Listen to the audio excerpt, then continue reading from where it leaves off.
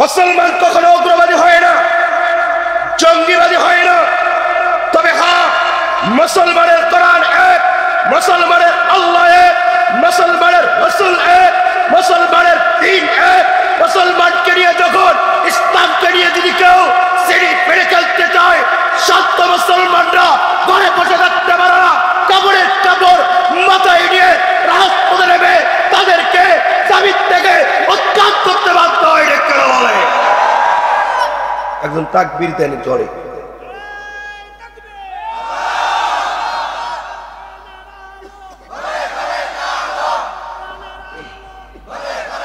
মুসলমান ভাইরা আমার, একটি কথা আমি বলা খুব জরুরি মনে করছিলাম। সেটা হলো, আমরা জানি আমরা পঞ্চগড়ে, গোটা 64 জেলার ভিতরে এই পঞ্চগড়ের মাটির মানুষ সবচেয়ে নম্র, ভদ্র আর ঠান্ডা। কথা কহেন না কেন? ঠিক কিনা নাই? জোরে কন। আমাদেরকে ঠান্ডা আর সোজা মনে করে কিছু কাদিয়ানীরা, হিজবুত তাওহীদের অনুসারীরা, বাতিল ফেরকারা আমাদের ফুটন্ত গোলাপ ফুল প্রজন্ম সন্তানদেরকে, তার দামি ইমানকে কেড়ে নেওয়ার পায়তারা করতেছে, ষড়যন্ত্র চলতেছে। শুধু ষড়যন্ত্র করেই না, তাদের ইমান তো নেয় নেই, লেকিন পরিবার মহল্লা সকলের ইমানকে চুরি করে নিয়ে যাইতে চায়। মুসলমান বন্ধুগণ আমার, এই কথা দীর্ঘ বিশ্বাস রাখতে হবে। নবীর পরে নবী নাই, নবীর পরে কেউ দাবি করলে কাফের, কাফের, কাফের। গোলাম আহমদ কাদিয়ানীরা আমার যদি নবীকে নিয়ে প্রযুক্তি বাংলার জমিনে, পঞ্চগড়ের জমিনে করতে হয়, করতে চায়, বিবাদ বাতিলকে হলেও কাদিয়ানীর বিরুদ্ধে লড়তে হবে, লড়তে হবে, লড়তে হবে। দেখতে হবে।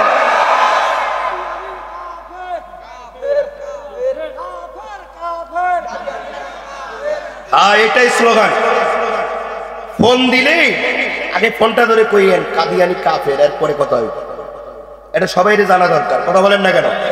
এটা হাস্যর কথা না, এটা ইমানি কথা। শুধু আমরা فأعوذ بالله من الشيطان الرجيم. بسم الله الرحمن الرحيم.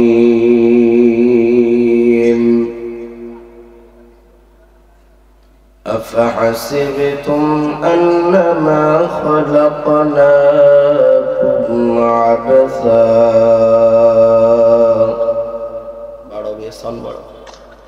عبثا وأنكم إلينا لا ترجعون.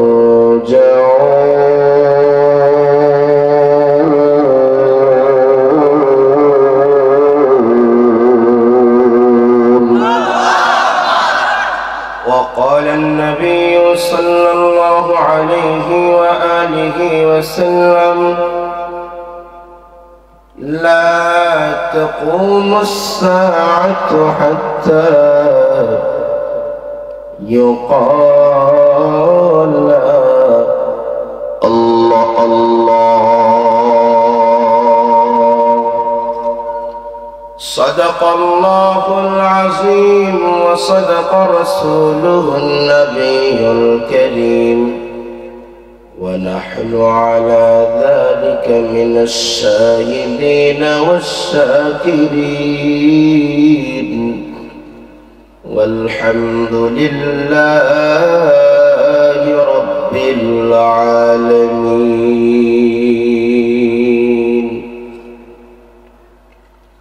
سبحانك لا علم لنا إلا ما علمتنا،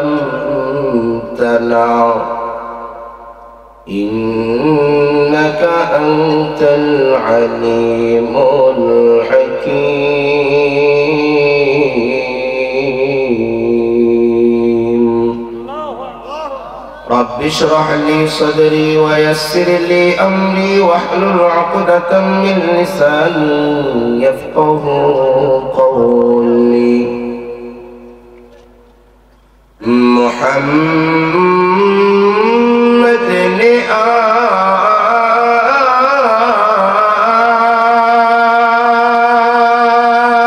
आकर कुफ्र को मिटाया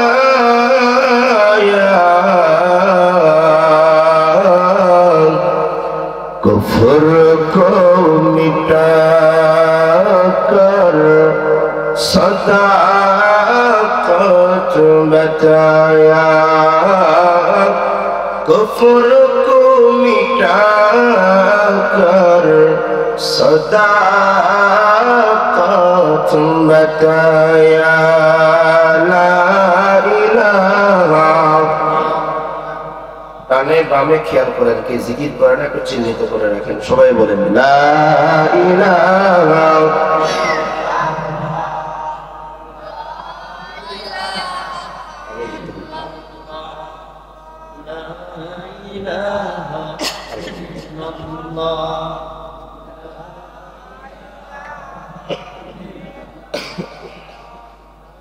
لا إله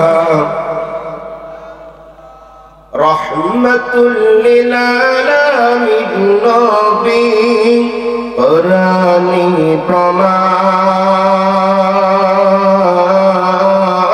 प्रमाण उम्मत बिने के बुझिबे अमर दयाल नबीर शान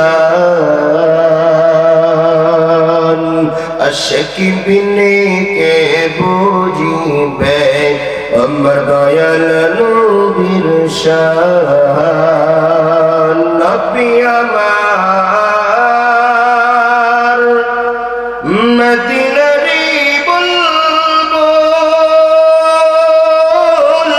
আমার আল্লাহ প্রেম করিয়া নামটি রাখলেন হাবিবে রাসূল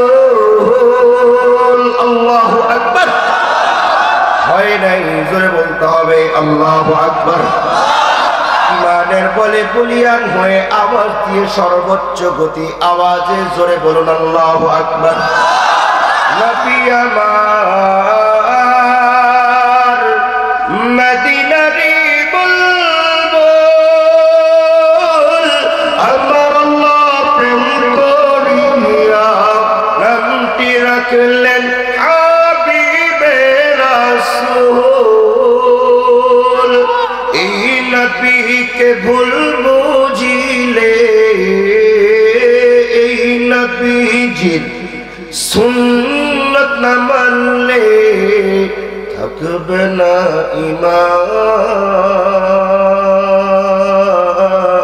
ঈমান আশিক বিনিকে বুঝিবে আমার দয়াল নবীর শান চিৎকার করে বলতে হবে আল্লাহু আকবার আপনারা সকলে কেমন আছেন আল্লাহ পাকের দরবারে লাখো কোটি শুকরিয়া জায়গাটার নাম কি কামারপাড়া জামে মসজিদ মাতরাঙ্গন ঐতিহ্যবাহী কামারপাড়া জামে মসজিদের মাঠ প্রাঙ্গণে আজকের আয়োজিত পিছনে একটু কমাইতে হবে সাউন্ডটা আরেকটু কম হয়ে আল্লাহ তাআলা আপনাদেরকে আমাকে দয়া করে ভালোবেসে মায়া করে এক মাস পূর্ণ রমজানের পরে শাওয়াল মাসের পহেলা প্রথম জুমায় আল্লাহ তাআলার হুকুমে কোরআনের এক বাগানে কোরআনের এক মজলিসে আল্লাহ ওয়ালাদের সহবতে আল্লাহ ওয়ালাদের সান্নিধ্যে কোরআন ওয়ালাদের সঙ্গে 10 জায়গা থেকে 10 জনকে একত্রিত হয়ে আশার বসার তৌফিক দান করলেন আপনারা খুশি না বেজার খুশির নিয়ামতের ডেলিভারির আওয়াজটা এত জোরে হবে বাইরে কি কোনো ঝড় তুফানের আওয়াজ শোনা যায় না আকাশ আস্তে আস্তে ভাইয়া রাগ হওয়া যাবে না আমি আস্তে আস্তে করব সব হালকা হালকা করে করবে, হয়ে যাবে ইনশাআল্লাহ। সবাই আমার দিকে তাকান, হয়ে যাইব ইনশাআল্লাহ। মাইক ছাড়া যদি কথা বলে তাও আশাবাদী যে ইনশাআল্লাহ শুনতে পারবো। সবাই আমার দিকে কথা হচ্ছে। আল্লাহ তাআলা আমাদেরকে হাজির করেছেন, বসার তৌফিক দান করেছেন। আমরা আবারও সেই মালিকের দরবারে শুকর গুজার করি, সকলেই দিল থেকে বলি আলহামদুলিল্লাহ। লক্ষ কোটি দরুদ সালাম সাইয়্যিদুল মুরসালিন ইমামুল মুরসালিন রাহমাতুল লিল আলামিন, দুনিয়ার বাদশা আখিরের বাদশা দু জাহানের বাদশা কামলিওয়ালা নবী বিশ্ব নবী জনাবে মুহাম্মদুর রাসূলুল্লাহ, উচ্চ কণ্ঠে বলুন সাল্লাল্লাহু আলাইহি ওয়া আলিহি ওয়াসাল্লাম। আমি জানি এই এলাকাটা গ্রাম্য এলাকা, সবাই জানে। হয়তো অনেকে শহরে থাকে, গ্রামে থাকে, কিন্তু আজকে মাহফিল কেন্দ্র করে অনেকে আবার এই গ্রামে এসে বসে পড়েছে। কথা বলেন না কেন আপনারা? সেক্ষেত্রে গ্রামের একটি স্বভাব হলো সকাল হলেই দুনিয়ার কর্মস্থলে ব্যস্ত থাকার জন্য পান্তা ভাত খেয়ে চাচা দাদা বাবারা ভাইরা বন্ধুরা মাঠের ভিতরে চলে যায়। কথা বলেন না কেন আপনারা? ঠিক দুপুরের আগ দিয়ে বা দুপুরের পরে বাড়িতে এসে হালকা কিছু খেয়ে বিশ্রাম নিয়ে আবার দৌড়েই চলে যায় মাগরিবের আগ পর্যন্ত। ধারাবাহিক এই কর্মস্থলে কর্মরত অবস্থায় অনেকে এখানে রয়েছেন, আজও দিনে সারাদিন এই ক্ষেতের ভিতরে কাজ করেছেন। তাই এখানে দীর্ঘই সময় 12টা 1টা 2টা পর্যন্ত আলোচনা করে আগামীকালের বিশ্রাম থেকে ক্লান্তি হয়ে যাবে, কাজ তো করতেই হবে, চাই না। আর এটা শরীয়তের বিধানেও নেই যে কারো উপরে জুলুম হোক, কষ্ট হোক। তাই 11টা যেহেতু পার হয়ে গেছে, আপনারা যদি একটু সময় দেন, আমি আশাবাদী 12টা সোয়া 12টা পর্যন্ত যদি একসাথে বসে, আমার মনে হয় বসে থাকলে কোনো গুনাহ হবে না। কথা বলেন না কেন? গুনাহ হবে ইনশাআল্লাহ। গুনাহ না হলেও কিছু হলে নেকি হবে। তো নেকি পাওয়ার আশায় যদি আমরা আরেকটু অপেক্ষা করি, দুনিয়াতে কোনো ক্ষতি হবে না, লোকসান হবে না, লেকিন আখিরের জন্য কিছু বাজার সঞ্চয় হবে। পারবো তো ইনশাআল্লাহ থাকতে? আল্লাহ তাআলা এই বসাকে আশাকে দুনিয়ার শান্তি ওপারে পরকালের চিরমুক্তির ব্যবস্থা করুক। সবাই জোরে বলুন আমিন। এলাকার বড় ভাই, ছোট ভাই, কৃষক, বৃদ্ধা, পর্দার অঞ্চলের মা বোনেরা ভালো করে বুঝবেন, আপনার আমার ঘরের ভিতরে ছোট্ট 200 টাকা দামের একটা মুরগি মা বোনেরা পালন করে, লালিত পালিত করে। এই মুরগিটা লালন পালনের উদ্দেশ্য হলো, মা বলো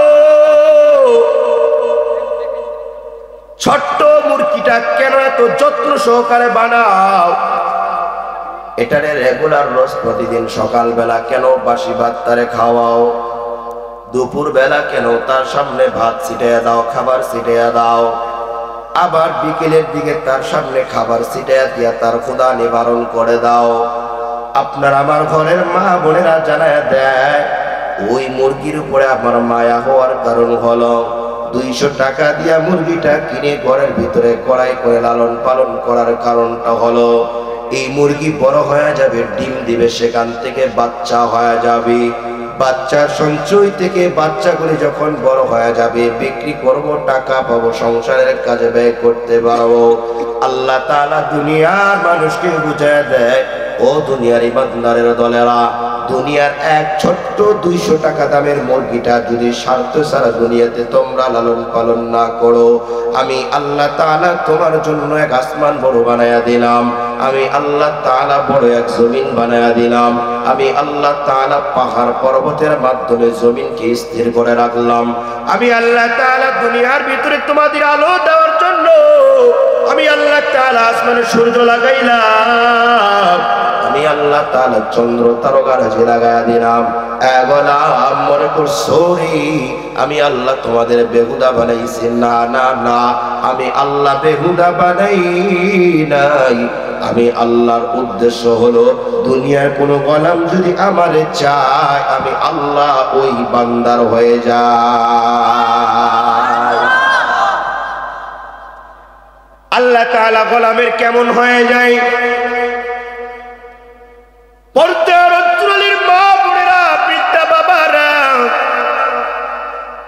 নেককার নওজোয়ান কলিজার টুকরা যুবক ভাইরা, আল্লাহ তাআলা বলে আমি তাদের কাছে হয়ে যায়। নবী ডাক দিয়া বলেন, قال النبي صلى الله عليه وآله وسلم لا تقوم الساعة حتى يقال الله الله।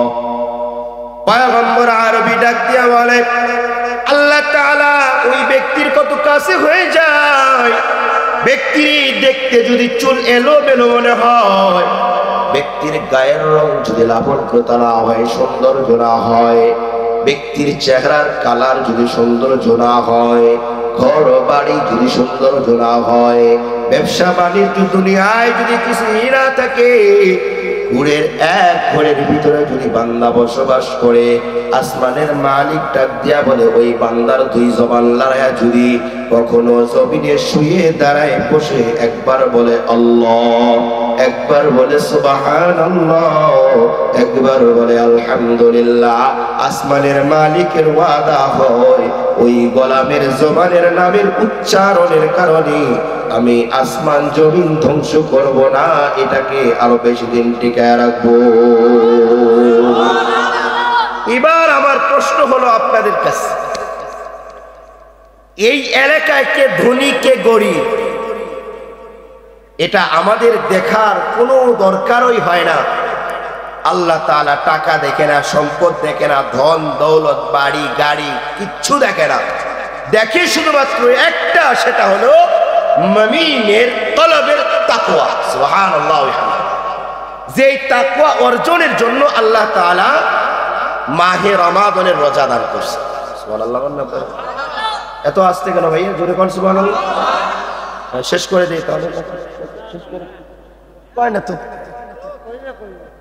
কওয়া লাগবে না। সুবহানাল্লাহ জোরে কইবেন। তার আগে ভাইয়া কই অপারেটর কো, আপনি বারণ মেয়ে চলতেছে না, গলা চলে যাইতেছে, একটু চেষ্টা করেন।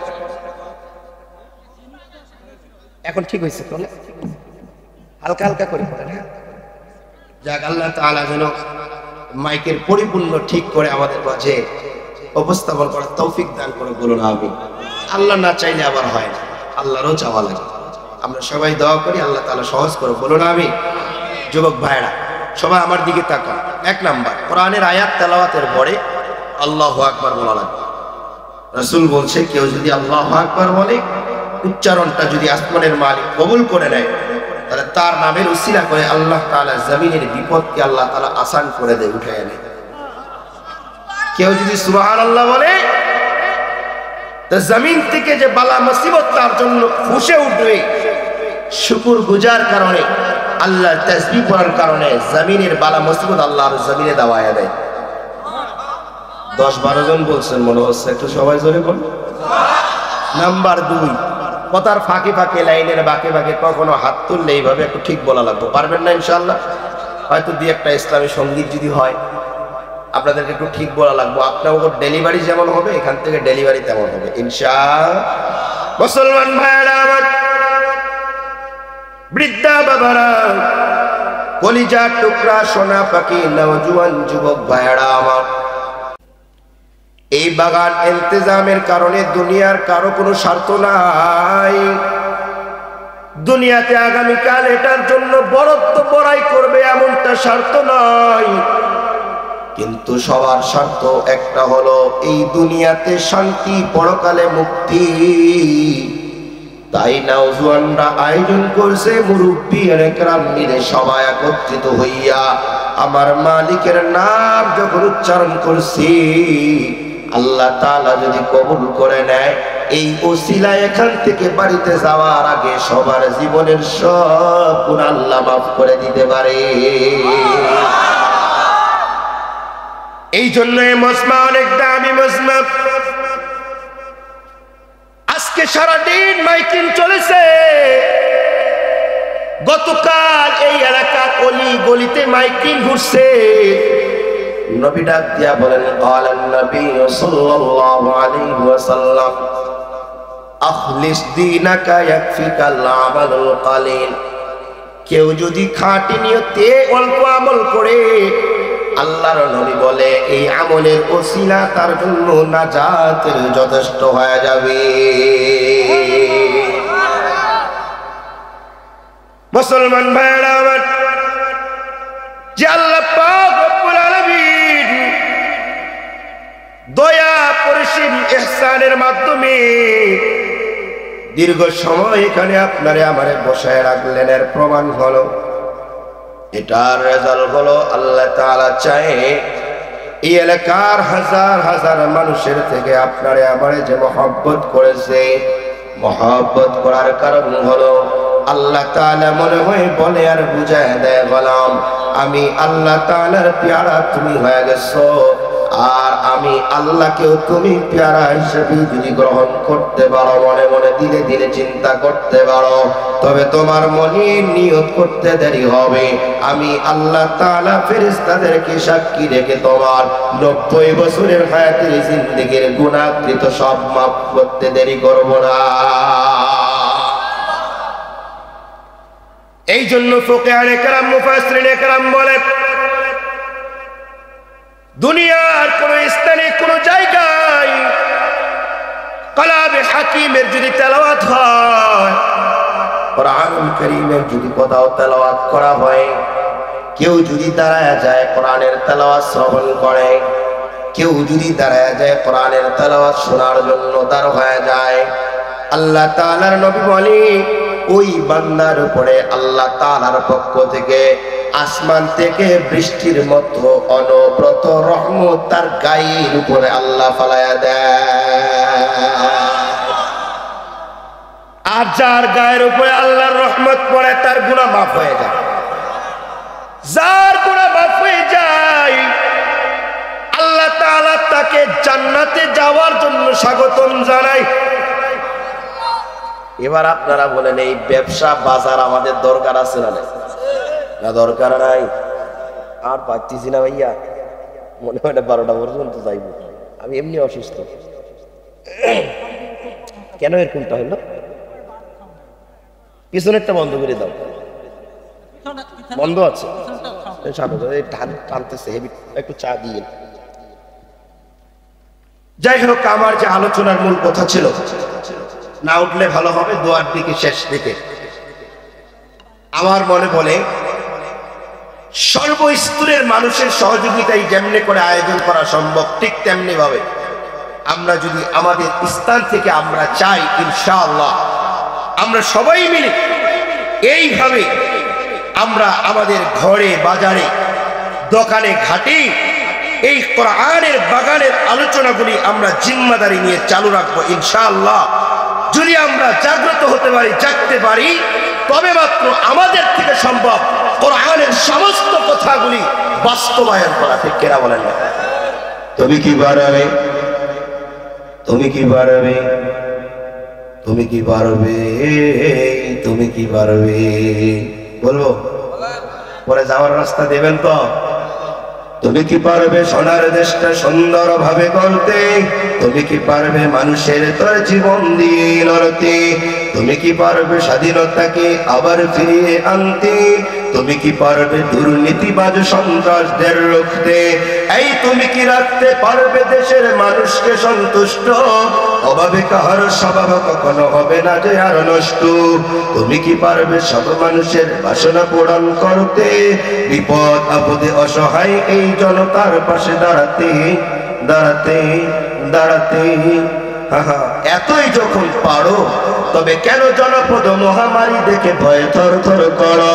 তবে কেন জনপদ মহামারী দেখে ভয়ে থর থর করো? তুমি তো নিজেই দুর্নীতিবাজ, লম্পট, চাঁদা খুনিবাজ, তাহলে কিভাবে পারবে তুমি অন্যকে রুখতে? অন্যকে রুখতে, অন্যকে রুখতে পারবে না তুমি ভালো না হয়ে অন্যকে ভালো করতে। পারবে না তুমি ভালো না হয়ে অন্যকে ভালো করতে। পারবে না তুমি ভালো না হয়ে অন্যকে ভালো করতে। পারবে না তুমি ভালো না হয়ে অন্যকে ভালো করতে। তুমি কি পারবে?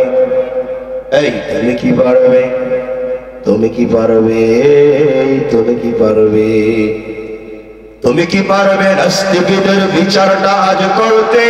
তুমি কি পারবে কাদিয়ানীদের কাফের ঘোষণা করতে?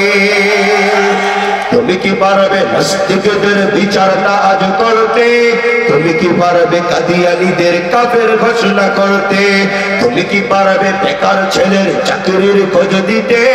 বেকারত্বের অভিশাপ নিয়ে কেউ থাকবে না বসে, টাকার দায়ে গঞ্জ গায়ে কেউ পাবে না কষ্ট, অন্ধ নিশায় হাজার যুবক হবে না পথভ্রষ্ট। মাদকযুক্ত দেশটাকে আজ মাদক মুক্ত করতে পারবে কি তুমি উমরের মতো রাষ্ট্র শাসন করতে? করতে করতে এতই যখন পারো, তবে কেন নামাজের সময় তুমি সিগারেট হাতে ধরো? তবে কেন নামাজের সময় তুমি সিগারেট হাতে ধরো? তুমি তো নিজেই দুর্নীতিবাজ, লাম্পোডার, চাঁদা খনিবাজ, তাহলে কিভাবে পারবে তুমি অন্যকে রুখতে? অন্যকে রুখতে পারবে না তুমি ভালো না হয়ে অন্যকে ভালো করতে, পারবে না তুমি ভালো না হয়ে অন্যকে ভালো করতে।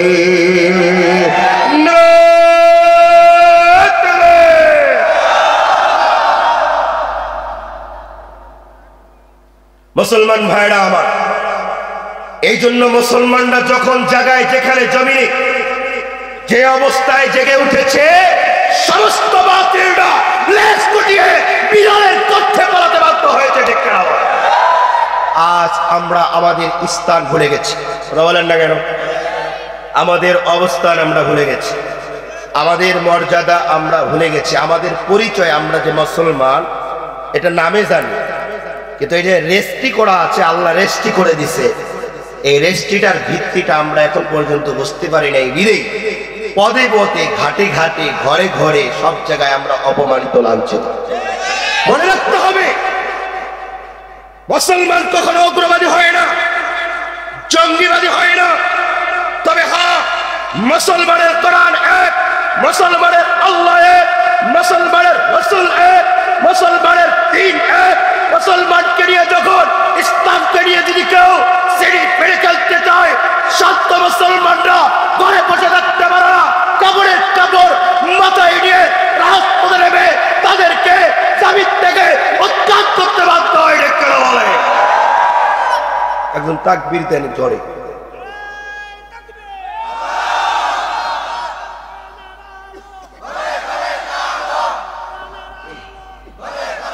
মুসলমান ভাইরা আমার, একটি কথা আমি বলা খুব জরুরি মনে করছিলাম, সেটা হলো আমরা জানি আমরা পঞ্চগড়ের গোটা 64 জেলার ভিতরে এই পঞ্চগড়ের মাটির মানুষ সবচেয়ে নম্র, ভদ্র আর ঠান্ডা। কথা বলেন না কেন? ঠিক কিনা নাই? জোরে কন। আমাদেরকে ঠান্ডা আর সোজা মনে করে কিছু কাদিয়ানীরা, হিজবুত তাওহীদের অনুসারীরা, বাতিল ফেরকারা আমাদের ফুটন্ত গোলাপ ফুল প্রজন্ম সন্তানদেরকে তার দামি ইমানকে কেড়ে নেওয়ার পায়তারা করতেছে, ষড়যন্ত্র চলতেছে। শুধু ষড়যন্ত্র করে, তাদের ইমান তো ন্যায় নেই, লেকিন পরিবার মহল্লা সকলের ইমানকে চুরি করে নিয়ে যাইতে চায়। মুসলমান বন্ধুগণ আমার, এই কথা দীর্ঘ বিশ্বাস রাখতে হবে, নবীর পরে নবী নাই, নবীর পরে কেউ দাবি করলে কাফের কাফের কাফের। গোলাম আহমদ কাদিয়ানীরা আমার যদি নবীকে নিয়ে প্রযুক্তি বাংলার জমিনে, পঞ্চগড়ের জমিনে করতে হয়, করতে চায়, জীবন বাতিল হলেও কাদিয়ানীর বিরুদ্ধে লড়তে হবে, লড়তে হবে, লড়তে হবে।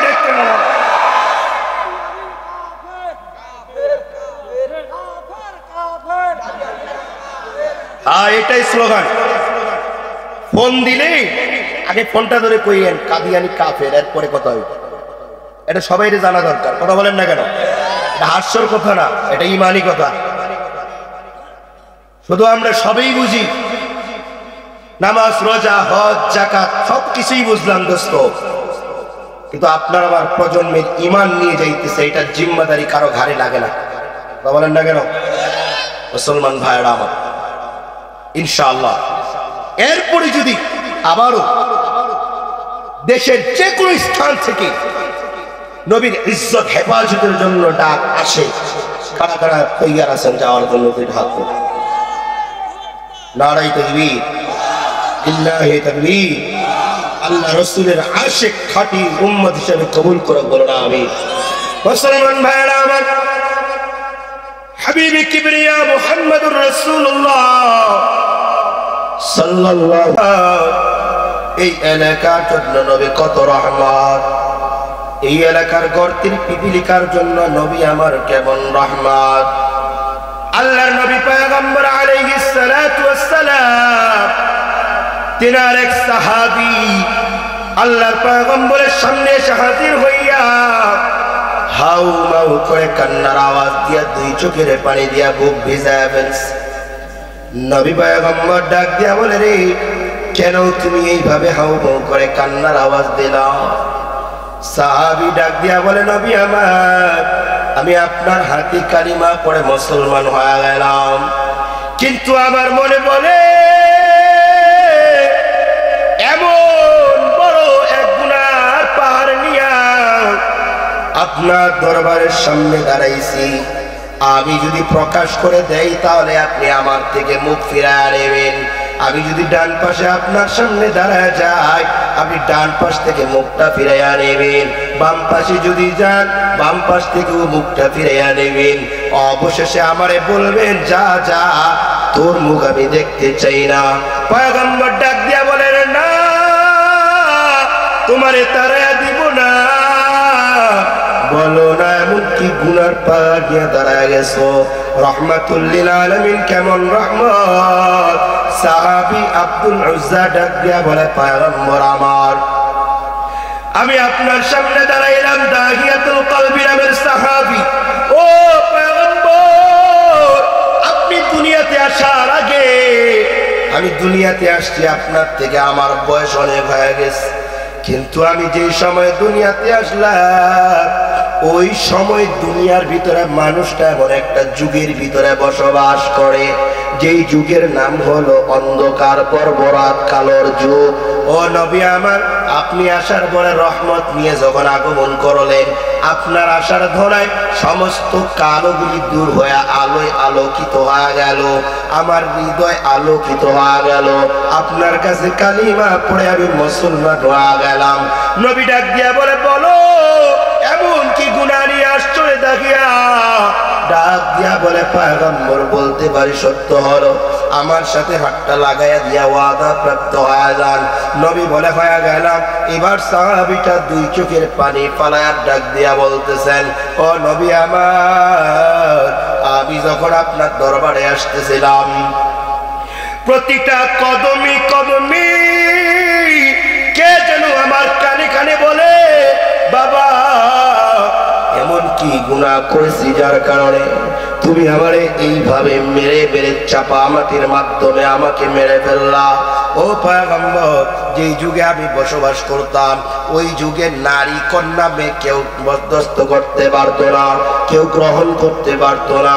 নবী আমার, ওই সময় আমি ব্যবসার কাজে বহুদূর প্রান্তে পাড়ি জমাবো, আমার বিবির গর্ভে এক সন্তান আসছে, আমি বিবির কাছে হাত লাগাই আদপ্রাপ্ত হয়ে গেলাম। ও বিবি, যাও না, তোমার গর্ভের সন্তানটা দুনিয়াতে আসবে। তবে আমি তো থাকবো না রে বিবি আমার, বহু দূর চলে যাব, তবে কয়েক বছর পরে আগমন করব, এর মাঝে তোমার গর্ভের সন্তানটা দুনিয়াতে আগমন করবে। এই সন্তানটা দুনিয়াতে আসার পরে যদি সন্তানটা ছেলে হয়, এর সুন্দর করে খাওয়াইবা, এর লালন পালন করে আরে বড় বানাইবা। আর যদি সন্তানটা গর্ভের মেয়ে হয়ে যায়,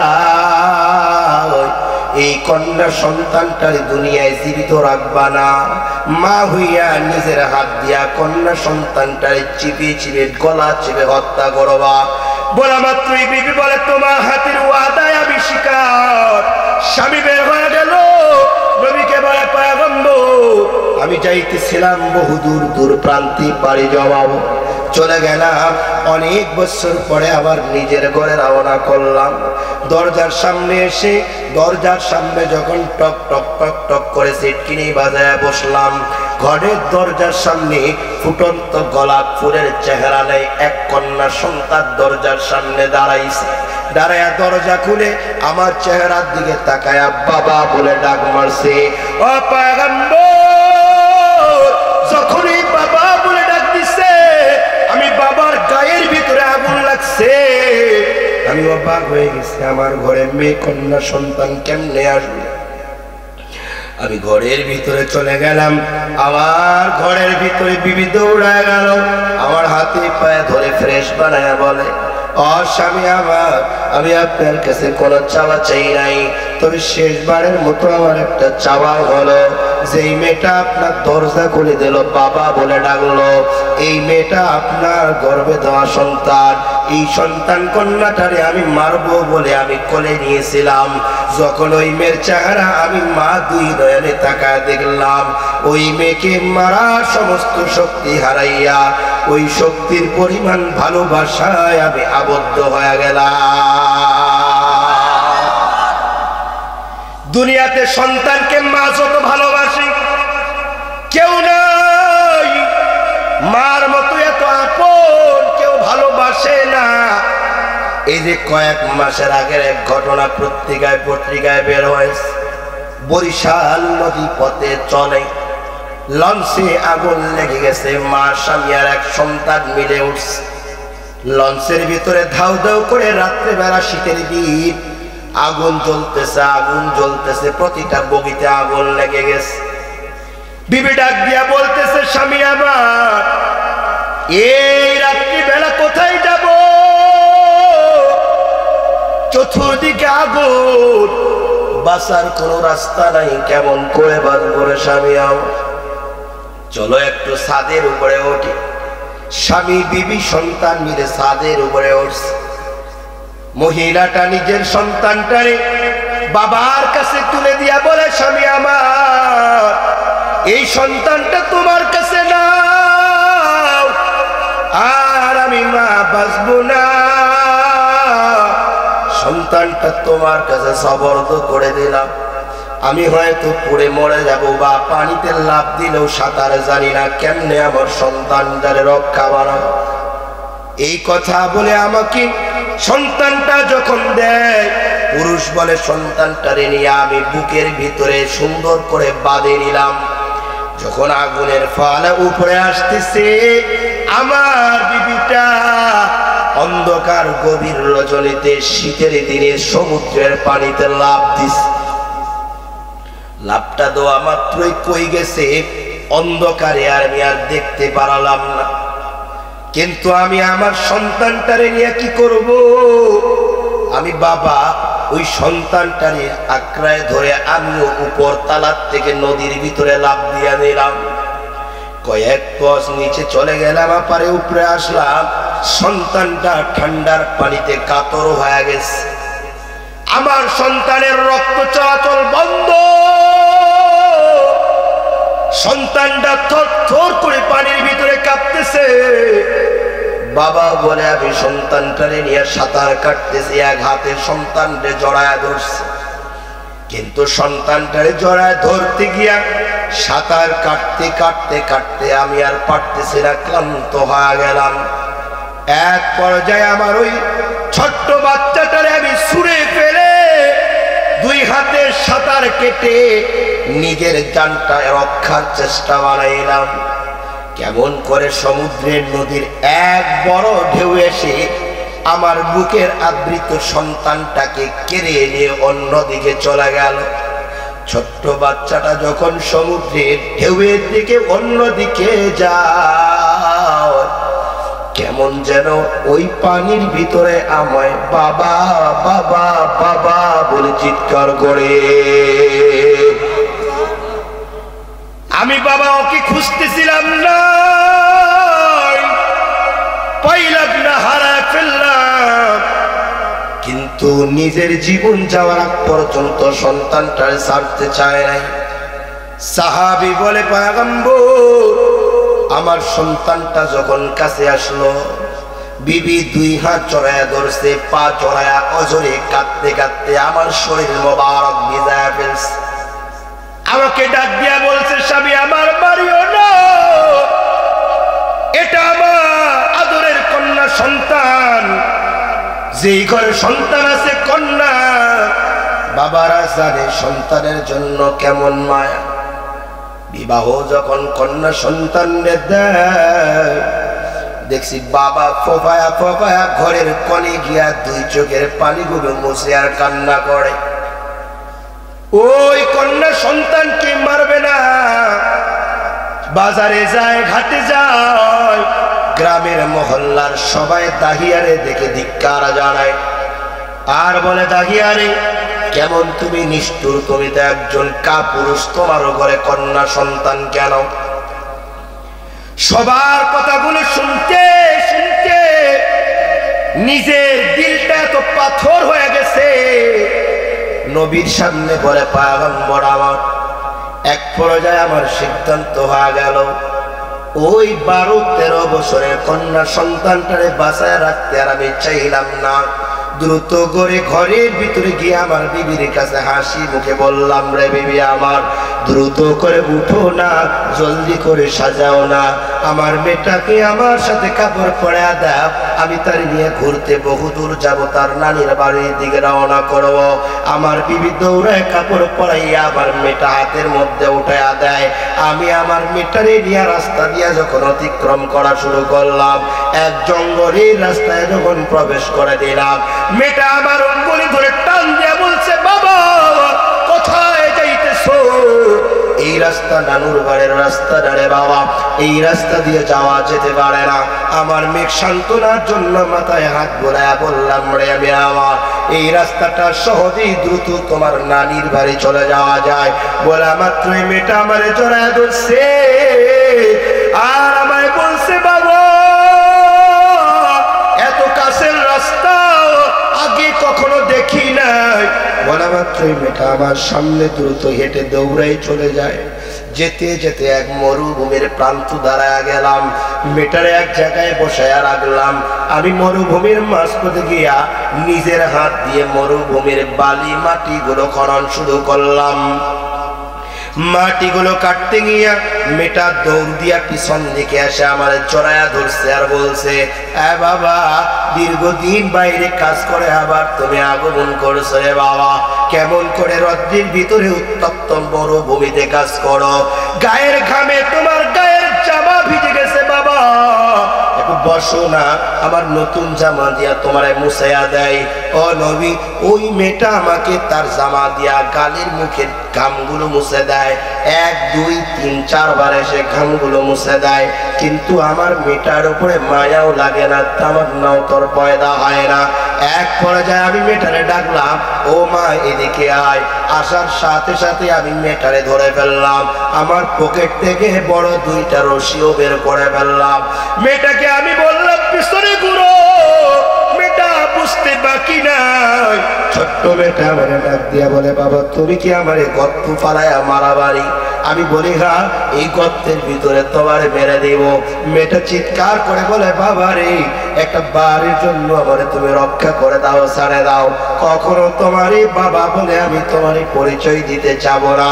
নবীর সামনে সাহাবী বলে, পয়গম্বর আমার ওই মেয়েটারে হাত পা বেঁধে যখন গর্তে নামাইয়া দিলাম, গর্তে চাপা মাটি দিলাম, চাপা মাটি দিয়া যখন আমি বের হয়ে আসলাম, প্রতিটা বালির কোণা থেকে আওয়াজ আসতেছে, বাবা বাবা বাবা বাবা। কি অপরাধ ছিল, কি দুঃখ করে আমার মাটি দিলা রে বাবা? আমি মেয়ে জন্মায় তোমার ঘরে তোমার এমন কি বড় ক্ষতি করলাম? ও পয়গম্বর বলে দেন, আমার আল্লাহ আমার এই গুনার ক্ষমা করবে কি করবে না? রহমাতুল লিল আলামিন ডাক দিয়া বলে, আরে ডাকিয়া যা, উত্তপ্ত হওয়ার কারণে নিজে অনুতপ্ত হওয়ার কারণে, আল্লাহ দরবারে ফিরে আসার কারণে তোমার কৃত সমস্ত গুনাহ মাফ করে দিয়েছে। শুধু তাই নাই, আমার উম্মতেরাও যদি এমন কোন গুনাহে লিপ্ত হইয়া আল্লাহর কাছে মাথা নত করে দোয়া করে, আমার আল্লাহ তাআলা ওই বান্দারও গুনাহ সব মাফ করে দিবি। এবার হাত তুলেন কার মা নাই, এটা হাত তোলেন, তোলেন কার মা নাই। মা হারা সন্তান কে আছে এখানে? হাত তোলেন। মা নাই, মা নাই না, হাত তোলেন। বাবা নাই, কার? হাত তোলেন। বাবাও নেই। না, মা বাবা দুজনের ভিতরে একজন নাই, মা আছে বাবা নাই, বাবা আছে মা নাই, এনারা হাত তোলেন, তোলেন হাত না। এই যে এখানে বসলেন, এখানে এখন দোয়া হবে মা বাবা জীবনের কৃত সমস্ত গুনাহকে স্মরণ করে কান্নার মাধ্যমে বিদায় হবে ইনশাআল্লাহ। মা বাবার স্মরণে চোখের পানি ফালাতে হবে, চোখ দুইটা বন্ধ করে রাখিয়ে খুলিয়ে নেবে। মার স্মরণে একটি গজল আপনাদেরকে শোনাই, দেখেন তো মার স্মৃতিগুলি মনে আসে কিনা। মা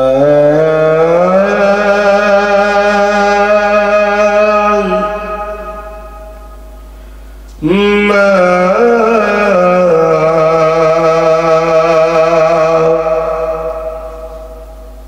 মা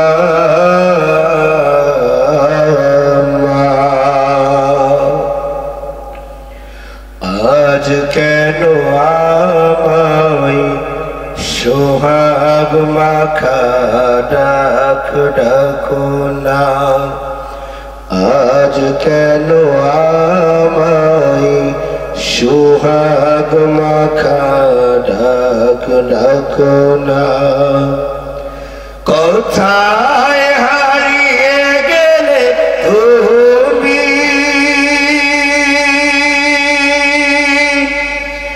সারাক্ষণ তোমায় খুঁজি আমি, মা বলে এত ডাকি, মা বলে এত ডাকি, ডাকি শুনতে পাও না,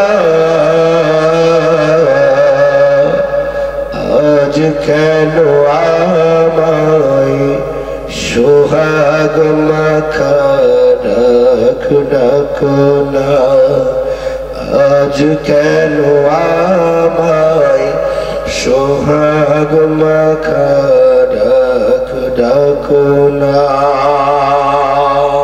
এর চামড়ার পর্যন্ত আর দেখা যায় না, পশমও দেখা যায় না, কেমন যেন চোখের ভিতর শুধু অন্ধকার অন্ধকার অন্ধকার মনে হয়। মনটারে বুঝে বলেন মন, এমন একটা দিন আসবে চোখ চিরতরে এইভাবে বন্ধ হয়ে অন্ধকার হয়ে যাবে, সন্তান ডাকবে, বিবি ডাকবে, মা ডাকবে, বাবা ডাকবে, কারো ডাকে আর চোখ খোলার শক্তি হবে না। অরে নওজোয়ান যুবক ভাইরা আমার, বৃদ্ধা বাবারা চোখ দুইটা বন্ধ করে দেন, মনটারে বুঝায় বলেন রে মন, আসলাম এখান থেকে যাওয়ার সময় ঘরের ভিতরে গিয়া সবাই ঘুমায় পড়ছে, দরজাটা খুলে নিজের ঘরে চলে গেলাম, কিন্তু আসার সময় সন্তানরা বারবার বলছিল বাবারে যাইতেছ তবে নাস্তা না নিয়া ঘরে ফিরবা না, নাস্তা নিয়া তুমি ঘরের ভিতরে প্রবেশ করবা। ঘরের ভিতরে চলে গেলাম, গভীর রাত হয়ে গেল, দরজা বন্ধ করে দিলাম, ঘুমায় পড়লাম। রাত অনেক হয়ে গেছে, কে দরজার সামনে দাঁড়াইছে জানি না, হঠাৎ করে দরজার সামনে দাঁড়ায় টক টক টক টক করে লোক মারছে। আমি বলছি কে রে, কোনো জবাব দেয় না, আবার বলছি কে, কোনো জবাব দেয় না। আমি তো ভয়ে কাতর হইয়া বালিশগুলি জড়ায় ধরছি, গায়ের সবগুলো দাঁড়ায় গেছে। ঘুমায় পড়লাম। আবার কে যেন এসে আমার মাথার উপরে হাত লাগাইছে। আখারে মনে হয় আসমান আমার মাথার উপরে ভেঙ্গে পড়ছে, এত ভারী হাত। দুইটা চোখ খুলে তাকা দেখি আজরাইল আমার দরজার সামনে দাঁড়াইছে, আবার আমার ঘরের ভিতরে প্রবেশ করছে। আমি আজরাইলকে দেখে ভয়ে চিৎকার করছি, তুমি কে? চিনি না। আমায় ডাক দিয়ে বলছে, রে আমাকে চিনো না, দেখো নাই, কিন্তু আমার কথা কতবার দুনিয়ায় তুমি শুনছিলা। কি তোমার নাম?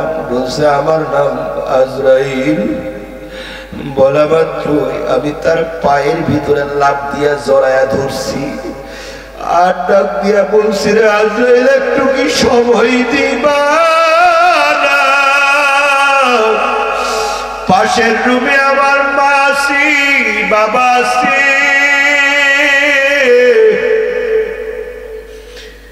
যেই মা আমার 10 মাসের অধিক 9 মাসের অধিকে তার গর্ভে ধারণ করিয়া মা নিজের মতো খাইতে পারে নাই, ঘুমাইতে পারে নাই। 2 বছরের অধিক দুধ পান করাইছে। মা দুধ পান করাইতে গিয়া বুকে ব্যথা হয়ে গেছে। ওই মার কাছে গিয়া একটু কি বিদায় নেওয়ার সুযোগ দিবা না?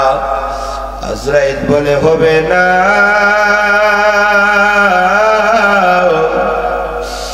আজরাইল একটু কি সুযোগ দিবা না? পাশের রুমে আমার আব্বু আছে, যার মাথার ঘাম পায়ে ফালাইয়া গায়ের রক্তরি পানি করিয়া আমার টাকার পাহাড় বানায়া দিছে। ওই বাবার কাছে একটু জীবনের তোরের শেষ বিদায়টা নেওয়ার জন্য যাওয়ার সুযোগ করে দাও। আজরাইল তাও বলে, হবে না রে, চলো। ও আজরাইল একটু সুযোগ দাও, পাশের রুমে আমার সন্তান আছে, যেই সন্তানেরা যাওয়ার সময় বাবা বাবা বলে বিদায় দিয়েছে, তারা তো জানে না আমার আজকে শেষ দিন। তাদের কাছে গিয়ে একটু বিদায় নিব, আদরের বিবির কাছে একটু শেষ বিদায়টা নিব। তাও আজরাইল সময় না দিয়ে আমার জানটা কবজ করে নিয়ে দিল রে বাবা। এই অবস্থায় সকালবেলা সবাই উঠছে। মা আমার দরজার সামনে কিনারে দাঁড়াইয়া বাবা বাবা বাবা এত আদরময় সুন্দর করে ডাকছে। বাবার ডাকে মার ডাকে সাড়া দিতে পারি না। হঠাৎ করে মা পাগলের মতো নিজের হাত মাটির ভিতরে বারবার বাড়ি দেয়ার বলে, ওই সন্তান রুমের ভিতরে কি যেন বলে, দরজা খুলে না। মা পাগলের মতো আঙ্গিনায় বেহুশ। সবাই মিলে দরজা ভেঙে দেখে আমার মরদেহটা মাটির ভিতরে পড়ে আছে। সন্তানগুলো দৌড়ায় এসে আমার বুকের উপরে উঠছে আর ডাক দিতেছে, বাবা চলো নাস্তা কিনে দাও, তাড়াতাড়ি চলো বাজারে যাই নাস্তা নিব। সন্তানরা ছোট ছোট জানে না আমি আর দুনিয়াতে নাই। আমার বিবি মুখের ভিতরে ওড়না চেপে শুধু হাউ মাউ করে কান্না করে। বাবা তো নিজেই সবাই রে জড়ায় ধরে কাঁদে আর বলে, কি এমন আমার মানিক মুক্তা হারাইলাম। সন্তানটার যখন সবাই মিলে জানাজার ময়দানে নিয়ে যায়, মা বারবার বলে, দাঁড়াও রে, ওরে কবরের ভিতরে নিও না, একটু দেখার সুযোগ করে দাও। মা আমার চেহারার উপরে দেখি বারবার চুমু দিয়া বলে, আর বাবা এইভাবে আমারে রেখে বিদায় নিয়ে চলে গেলাম। বাবা বলে, এইভাবে আমায় রেখে বিদায় নিয়ে চলে গেলাম। এই অবস্থায় অন্ধকার কবরে যদি নামায় দেয়, ওই কবরের মাল সামানা যদি আমাদের পুঁজি ভালো না হয়, ওই কবরটা হবে জাহান্নামের গর্ত। ওই কবরে 70 থেকে 99টা সাপ আসবে, দুই পাশের মাটির চাপ, পাঁচগুলো এক পাশ থেকে অপর পাশে যাবে। ওই কবরে কেউ রক্ষা করার মতো থাকবে না। ও ভাই, ও যুবক, ও বৃদ্ধা বাবারা, একটু দুয়ার মাধ্যমে আল্লাহর কাছে বলেন, আল্লাহ আমাদের জীবনের গুনাহ সব আপনি মাফ করে দেন। বলুন আমিন। আলহামদুলিল্লাহি রাব্বিল আলামিন। রব্বানা আতিনা ফিদ দুনিয়া হাসানাতাও ওয়া ফিল আখিরাতি হাসানাতাও ওয়া কিনা আযাবান নার। ওরে আসমানের মালিক,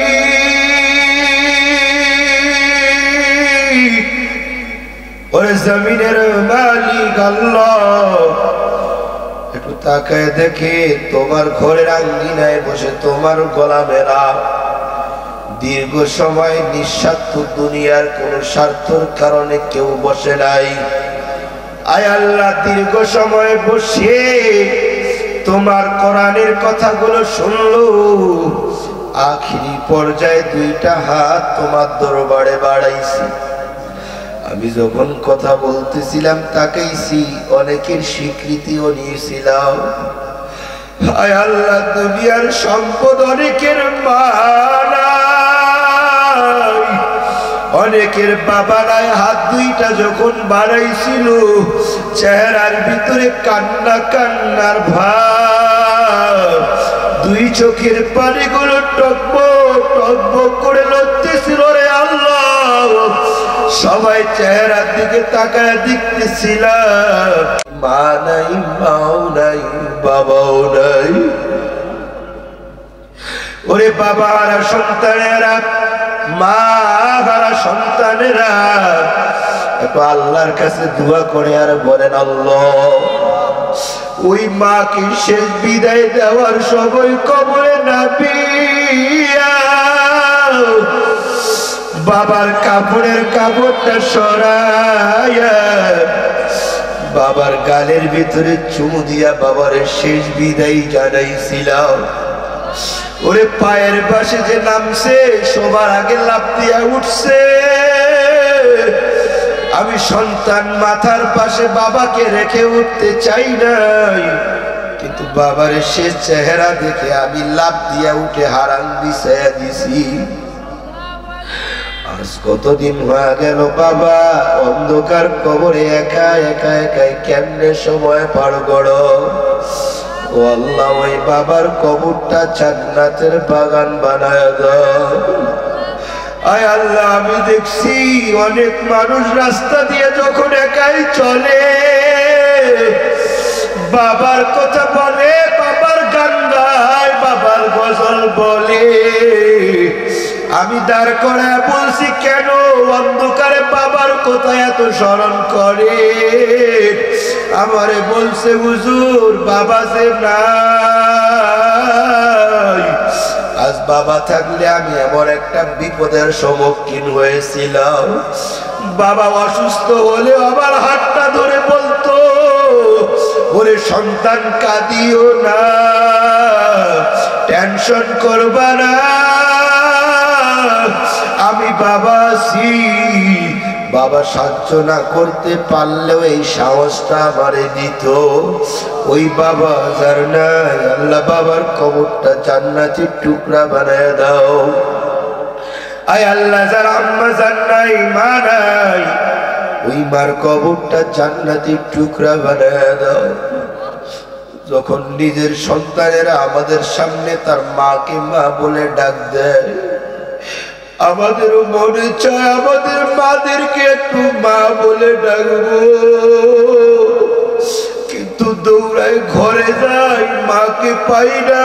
মার বিছানায় যাই, মার বিছানায় গিয়ে হাত দিয়া লারে দেখি মা নাই। দৌড়ায় রান্না করে যাই, মা বলে বলাই, মা নাই। মা যে চেয়ারে বসতো, দৌড়ায় চেয়ারটার কাছে যাইতাম, তাও দেখি মা নাই। এক পর্যায়ে দুই চোখের পানি পড়তো, আর দিলটারে বলতাম, রে মর, মা তো আর দুনিয়াতে নাই, অন্ধকার কবরে চলে গেছে, আর দিলটা সহ্য করতে পারে না। দুই চোখের পানি পড়ায়া পড়ায়া পড়ায়া গাল বেয়ে বেয়ে পড়ে। আয় আল্লাহ, একটু ময়দানে তাকা দেখো, যেই বান্দার মা নাই, বাবা নাই, ওই মা বাবার কবরটা জান্নাতের বাগান বানিয়ে দাও। ওরে তিন সন্তানের মা বাবার জন্য কি মায়া লাগে না? মা বাবার জন্য কি একটু চোখের পানি ফালা যায় না? আয় আল্লাহ, যারা হাত বাড়াইছি, অনেক বৃদ্ধা বাবার হাত তুলেছে। আয় আল্লাহ, অনেকে অসুস্থ, তুমি সুস্থতার নিয়ামত দান করে দাও। আয় আল্লাহ তাআলা, হায়াতে বরকত দান করো, সবার হায়াতে বরকত রাখে দাও রে মাওলা। তোমার ঘর মসজিদে যারা যেইভাবে সহযোগিতার এরাদা করলো, সবার দানগুলো কবুল করে নাও। আয় আল্লাহ, মসজিদের ইমাম সাহেব, খতিব সাহেব সহকারে সবাই নিয়ত করেছে, পর্দার অন্তরালের মা বোনেরা হাত বাড়াইছে, মা বোনেরাও দান করছে। আয় আল্লাহ, দেখছি ছোট্ট ছোট্ট বাচ্চাদের হাতেও টাকা দিছি। যার দান কবুল হয়, ওসিলায় সবার দান কবুল করে নাও। আসমানি বালা, জমিনি বালা থেকে এলাকার হেফাজত করো। এলাকায় যত ভাই বোন বন্ধু কৃষি করছে, সবার কৃষিতে ফসল বাড়ায়া দাও। আয় আল্লাহ, সবার ব্যবসা বাণিজ্যে বরকত দাও। আসমানি বালা, জমিনি বালা থেকে আমাদের সবাইয়ের হেফাজত করো। রমজানের তাকওয়া অর্জন আমাদেরকে ধরে রাখার তৌফিক দান করো। আয় আল্লাহ, আমার কলিজার টুকরা, আয় আল্লাহ, আমার আপন সোনা পাখি বন্ধুরা, যুবক ভাইরা যে আয়োজন করছে, এদেরকে আমরা কি দিয়া বিদায় দিব? আমাদের হাতে কিছু না, তবে তাদের জন্য দোয়া করে যাইতে পারি। আয় আল্লাহ, তাদের পড়াশোনার উন্নতি দান করেও, হায়াতে বরকত দান করেও। আয় আল্লাহ, তাদের প্রয়োজনীয় জীবনের সমস্ত হাজত পূরণ করে দিও। আয় আল্লাহ, প্রত্যেকটা যুবকরে নামাজি বানাইয়া দিও। আয় আল্লাহ, এলাকায় যত নরনারী অন্ধকার কবরে গেছে, সবাইরে মাফ করে দাও। এই জান্নাতের বাগান কিয়ামত পর্যন্ত কবুল ও মঞ্জুর করে নাও। রব্বানা তাকাব্বাল মিন্না দুআ, ইন্নাকা আনতাস সামিউল আলিম, ওয়া তুব আলাইনা ইন্নাকা আনতাত তাওয়াবুর রহিম। آمين آمين آمين برحمتك يا أرحم الراحمين.